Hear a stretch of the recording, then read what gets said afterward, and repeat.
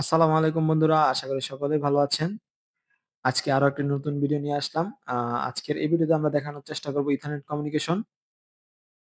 তো এখানে আমি একটি ইথারনেট সিস্টেম বিল্ড আপ করেছি। তো আমার সিস্টেমে আমি একটি HMI এবং ২ টি PLC ব্যবহার করেছি। এই যে আমার একটি PLC থেকে একটি ইথারনেট কেবল আমি আমার ইথারনেট সুইচে দিয়ে দিলাম। তো এখানে আরো একটি কেবল আমি আমার সুইচে দিয়ে দিলাম। এ হচ্ছে আমার HMI, HMI থেকে একটি ইথারনেট কেবল আমি আমার ইথারনেট সুইচে দিয়ে দিলাম। তো এই হচ্ছে আমার সিস্টেম। আমি এখন আমার সিস্টেমে পাওয়ার দেব।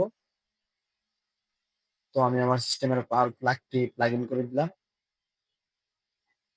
এই যে আমার সিস্টেমে এখন পাওয়ার চলে আসলো।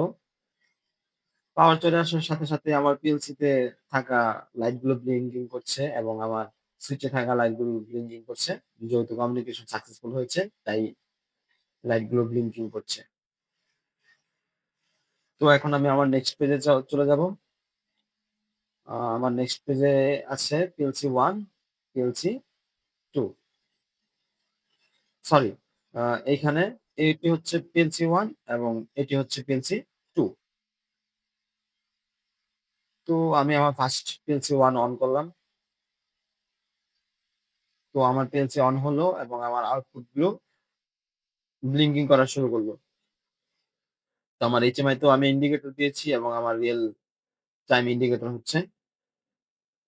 তো পাশাপাশি আমি আমার পিএলসি থেকে ডাটা আপ ডাউন করে দেখে নিচ্ছি সবকিছু ঠিক আছে কিনা। আ যদি কোন রকমের কমিউনিকেশন এ হ্যাং, ল্যাগ থাকে তাহলে সেক্ষেত্রে এইভাবে হবে না। হ্যাং, ল্যাগ দেখা যাবে। তো আমি আমার ২য় পিএলসির পাওয়ারটা দিয়ে দিলাম। ২য় পিএলসিতে প্রোগ্রামটি অন করলাম। তো আমার প্রোগ্রাম অন হলো। প্রোগ্রাম রান হচ্ছে এবং সাথে ডাটা আপ ডাউন হচ্ছে। আমার ২ টি পিএলসি একই সাথে চলছে। আমার এখানে কোনো হ্যাং ল্যাগ নেই। আজকের মতো এতটুকুই। তো আপনারা যারা এই কমিউনিকেশনটি সম্পূর্ণভাবে দেখতে চান, অর্থাৎ এই কমিউনিকেশনের প্রোটোকল সেটআপ থেকে শুরু করে যাবতীয় যা আছে তা, তো তারা আমাকে WhatsApp এ পার্সোনালি নক করলে আমি তাদেরকে দেখিয়ে দিব।